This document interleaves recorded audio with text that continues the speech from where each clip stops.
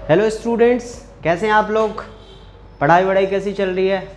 चलो हम लोग जेनेटिक्स के सेक्शन को कंटिन्यू कर रहे थे और जेनेटिक्स के सेक्शन में हम लोग तीन वीडियो लेक्चर आपने अभी तक देखा होगा और चौथे लेक्चर यानी कि आज के वीडियो लेक्चर में हम लोग उसी टर्मिनोलॉजी वाले सेक्शन को कंटिन्यू कर रहे हैं। टर्मिनोलॉजी वाले में हमने 8 टर्म्स को समझ लिया था। जो 9 टर्म है that is very very important, जो हर जगह पे यूज होता है, चाहे आप मोनोहाइब्रिड पढ़ो, डाईहाइब्रिड पढ़ो या कोई भी क्रॉस करते हो, वहाँ पे ये बहुत इंपॉर्टेंट सेक्शन है, इसको समझना है। तो हम लोग बात कर रहे हैं 9th टर्मिनोलॉजी। इसमें हमें बेसिकली क्या क्या समझना है, तो हमें एक वर्ड समझना है दैट इज़ क्लोन। फिर हम बात करेंगे इसी में ऑफस्प्रिंग। फिर बात करने वाले हैं हम लोग F1 जनरेशन और सबसे लास्ट में होगा हमारा F2 जनरेशन। ये 4 चीज़ों के बारे में सबसे पहले हम जानते हैं। तो सबसे पहले तो क्लोन को हम डिफाइन करें अगर, तो बहुत सिंपल सी बात है। लोअर ऑर्गेनिज्म में क्लोन वर्ड यूज होता है और क्यों होता है, तो individual produced by asexual reproduction. Asexual reproduction आपको पता है यूनिपैरेंटल जो होते हैं वहाँ पे उनके जो प्रोडक्ट बनते हैं दैट आर कॉल्ड क्लोन्स। तो आपको बस क्लोन में ध्यान में क्या रखना है, इंडिविजुअल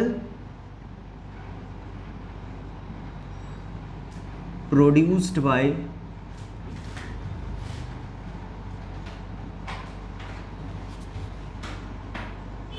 एसेक्सुअल रिप्रोडक्शन।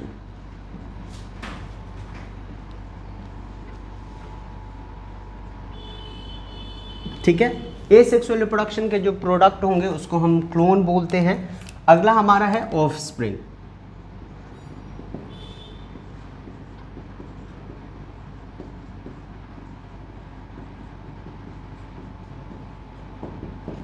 ऑफस्प्रिंग को अगर हम डिफाइन करें तो बस ये एसेक्सुअल था, ये सेक्सुअल रिप्रोडक्शन, यानी कि पूरे जेनेटिक्स के सेक्शन में हम लोग अगर बात करें तो हर जगह पे जो प्रोडक्ट होगा सेक्सुअल रिप्रोडक्शन का वहाँ पे हम लोग वर्ड यूज़ करेंगे ऑफस्प्रिंग।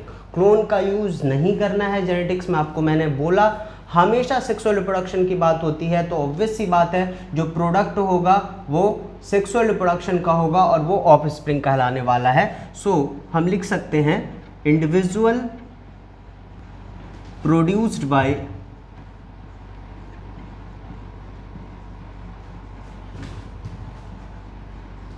Sexual reproduction.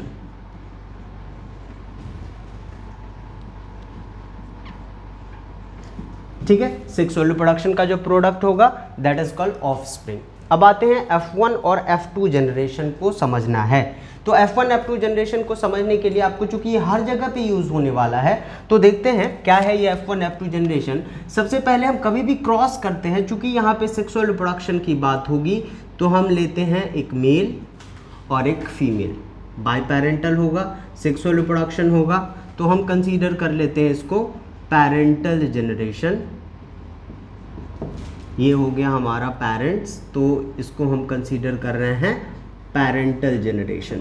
ठीक है, अब पेरेंटल जनरेशन के बीच में जो क्रॉस होगा, इसके बीच में जो क्रॉस करवाएंगे तो आपको एक चीज़ और ध्यान में रखना है कि यहाँ पे क्रॉस करवाने के लिए जब गैमेट्स बनाते हैं ना, तो गैमेट बनाने के लिए बेटा हमेशा होता है मियोसिस।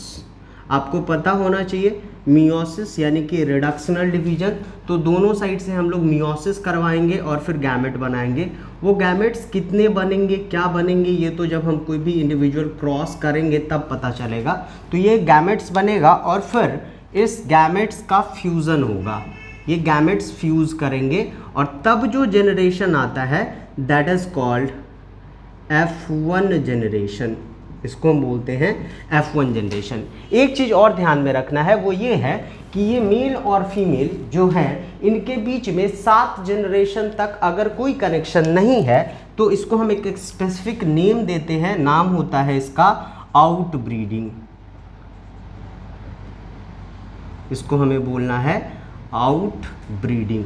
अगर 7 जनरेशन तक इस दोनों इंडिविजुअल में कोई कनेक्शन नहीं है दैट इज कॉल्ड आउटब्रीडिंग, और 7 जनरेशन के अंदर में अगर कनेक्शन होगा दैट इज कॉल्ड इनब्रीडिंग। तो अभी हमारा आउटब्रीडिंग से आया है F1 जनरेशन। F1 जनरेशन को डिफाइन करने का तरीका भी है कि जब दो इंडिविजुअल के बीच में क्रॉस हो जिसके बीच में 7 जनरेशन तक कोई कनेक्शन नहीं हो, या फिर बोल सकते हैं आउटब्रीडिंग हो, तो आउटब्रीडिंग के बाद जो जनरेशन आता है that is called F1 generation. पूरा नाम क्या होता है इसका, तो इसको हम बोलते हैं फर्स्ट फीलियल जनरेशन। F1 1 से हो गया first, F for filial, first filial generation. ये हो गया हमारा फर्स्ट फीलियल जनरेशन। अब आपके दिमाग में आ रहा होगा सर ये फीलियल वर्ड का मतलब क्या होता है। बहुत सिंपल सी बात, फीलियल और फीलियल मतलब हो गया ऑफ स्प्रिंग। ऑब्वियस सी बात है, जब ऑफ स्प्रिंग वर्ड यूज़ कर रहे हैं मतलब सेक्सुअल रिप्रोडक्शन है, सेक्सुअल रिप्रोडक्शन है मतलब बाय पैरेंटल है, 2 पेरेंट्स होंगे। ठीक है, अब आते हैं ये फीलियल वर्ड में। यहाँ पे जो जनरेशन आएगा वो मेल हो सकता है, फीमेल हो सकता है, दोनों हो सकता है, बहुत सारे प्रोडक्ट बन सकते हैं।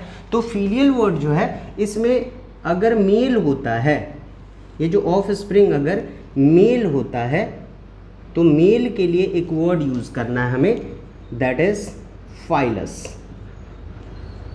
इसको हम बोलते हैं फाइलस। और अगर फीमेल होगी तो इसको हम बोलते हैं फीलिया। मेल को फाइलस, फीमेल को फीलिया। अब आते हैं आगे, F1 जनरेशन से F2 जनरेशन कैसे जाते हैं, तो जब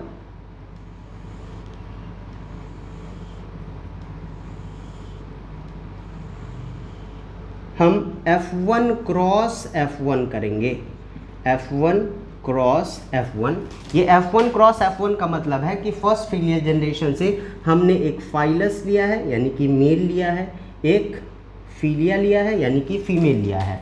अब चूंकि एक ही जनरेशन के अंदर में दोनों का पेरेंट सेम था, उसी के मेल फीमेल के बीच में क्रॉस करवा रहे हैं, तो आपको मैंने बोला 7 जनरेशन तक कोई कनेक्शन नहीं है दैट इज कॉल्ड आउटब्रीडिंग, और 7 जनरेशन के अंदर में अगर कनेक्शन है that is called inbreeding.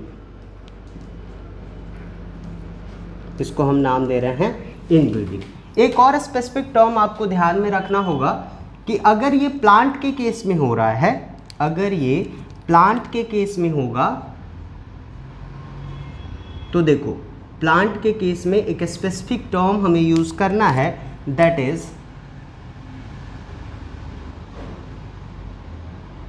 Selfing. ठीक है, लेकिन वहीं पे अगर एनिमल का केस होगा तो सेल्फिंग वर्ड नहीं यूज करते हैं, तब हमें बोलना है इसको, एनिमल के केस में हम इसका नाम दे देंगे सिमेटिंग। एनिमल के केस में नाम हो जाएगा सिमेटिंग। बहुत सिंपल सी बात है, हमेशा ध्यान में रखना होगा हमें। ठीक है, तो प्लांट के केस में सेल्फिंग वर्ड यूज करेंगे, एनिमल के केस में सिमेटिंग यूज करेंगे, और जब F1 क्रॉस F1 करेंगे तो जो जनरेशन आएगा that is called F2 generation. यानी कि अगर इसको आप बोलना चाहो तो 2 से हो गया सेकेंड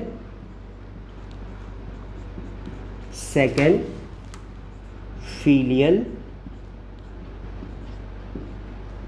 जनरेशन। अब कैसे डिफाइन करेंगे F1 F2 को, तो बहुत सिंपल सी बात है, जब आउट ब्रीडिंग हो रहा है 2 पेरेंट्स के बीच में तब जो जनरेशन आ रहा है that is called F1 generation, और 2 पेरेंट के बीच में अगर इन ब्रीडिंग हो रहा है that is called F2 generation.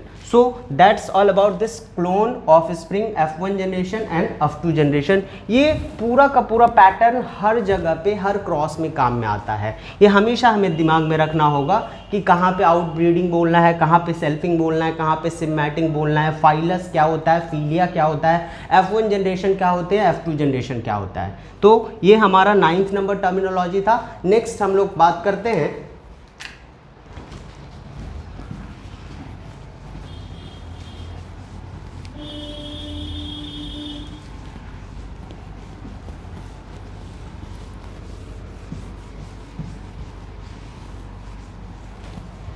Next terminology हमारा 10th नंबर पे जिसके बारे में हम लोग बात करने वाले हैं वो है हमारा क्या, देखो ये भी आपको मेंडल साहब के बारे में जब हम बात करने वाले हैं इस सेक्शन में आगे, तो ये भी वर्ड बार बार रिपीटेडली हमें यूज़ में आता रहता है। ये है प्योर लाइन, प्योर लाइन, या फिर इसको ट्रू ब्रीड भी बोलते हैं, ट्रू ब्रीड, या फिर इसको एक और नाम दे सकते हो प्योर ब्रीड।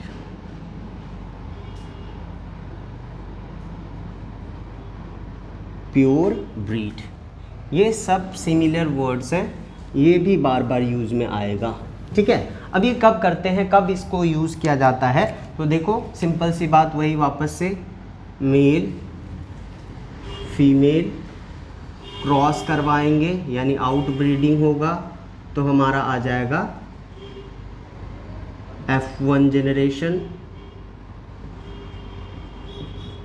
फिर हम करेंगे क्या, F1 क्रॉस F1, तो हमारा आ जाएगा F2 जनरेशन।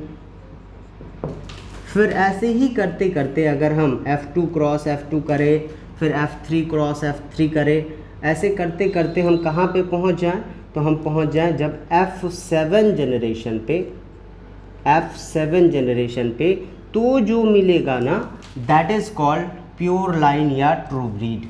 ठीक है, जिसको हम 7th जनरेशन पे जो हमें मिलने वाला है, इस 7th जनरेशन पे जो मिलेगा इसी को हम बोलते हैं प्योर लाइन या प्योर ब्रीड या ट्रू ब्रीड। ये 7th जनरेशन वाला हमारा कहलाएगा प्योर ब्रीड। यानी मेंडल साहब जब भी बात करेंगे, जब बोलेंगे प्योर टॉल, इसका मतलब मेंडल साहब ने क्या किया था, F7 जनरेशन में जाके प्योर लाइन या ट्रू ब्रीड लिया था। प्योर टॉल, प्योर ड्वार्फ या जो भी जिस भी ट्रेट के बारे में बात करेंगे तो 7th जनरेशन में जाके जो मिलता है that is called pure breed. ठीक है, एक और टर्मिनोलॉजी, ये थोड़ा सा अनकॉमन है बट कभी कभी आपको यूज में आने वाला है, इसके बारे में भी बात कर लेते हैं हम लोग।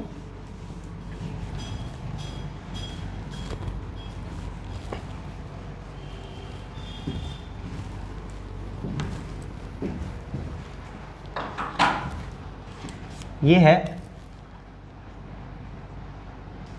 रेसिप्रोकल क्रॉस,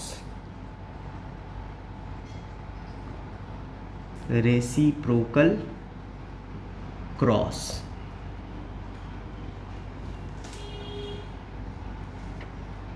अब रेसिप्रोकल क्रॉस को कैसे समझना है, देखो थोड़ा सा ऐसे समझते हैं, हालांकि ये आगे पढ़ेंगे। एक कंडीशन मैं पहले क्या ले रहा हूं, तो देखो एक मेल लिया हमने,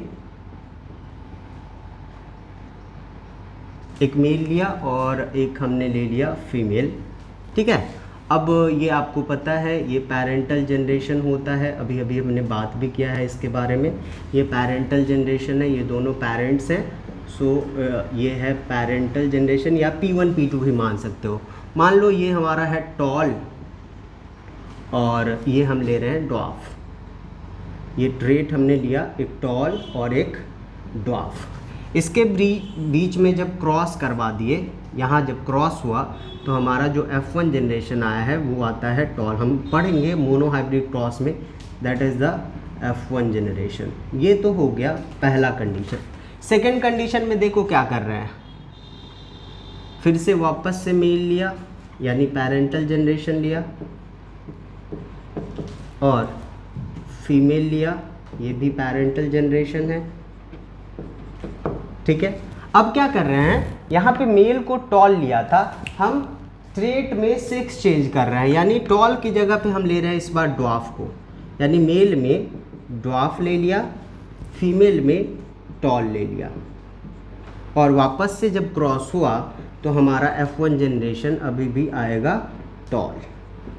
ठीक है, तो ऐसा क्रॉस जिसमें हम 6 को इंटरचेंज कर देते हैं, that cross is called reciprocal cross, cross with sex change. हमने क्या किया, तो पहले वाले में ड्वार्फ को फीमेल लिया था और टॉल को मेल के लिए लिया था। अब इस बार क्या किया, हमने मेल में ड्वार्फ ले लिया, फीमेल में टॉल ले लिया, यानी सेक्स चेंज कर दिया है। ऐसा जो क्रॉस होता है that cross is called reciprocal cross. और इससे ज़्यादा टर्मिनोलॉजी की हमें ज़रूरत नहीं पड़ती है जेनेटिक्स में जनरली। कुछ बातें जैसे फेनोकॉपी वगैरह सब होते हैं, ऐसी चीज़ें, ये सारे टर्म्स, ऐसे कुछ टर्म्स होंगे जो शायद कहीं कहीं पे यूज आ जाएगा, बट मोर देन इनफ है। इतने टर्म्स को अगर आपने समझ लिया है तो आपको जेनेटिक्स को समझने में कहीं पे कोई प्रॉब्लम नहीं होने वाली है। और नेक्स्ट वीडियो लेक्चर में हम लोग स्टार्ट करने वाले हैं मेंडलिज्म को। जो भी लोग वीडियो देख रहे हैं सब्सक्राइब नहीं किए हैं, सब्सक्राइब कर लीजिए, सो दैट जब भी वीडियो अपलोड होगा आपके पास नोटिफिकेशन आ जाएगा। सब्सक्राइब करके बेल आइकन को आप दबा देंगे तो आपके पास सबसे पहले वीडियो लेक्चर पहुंच जाएगा, आपके पास नोटिफिकेशन आ जाएंगे और आप जल्दी से कवर अप कर पाओगे।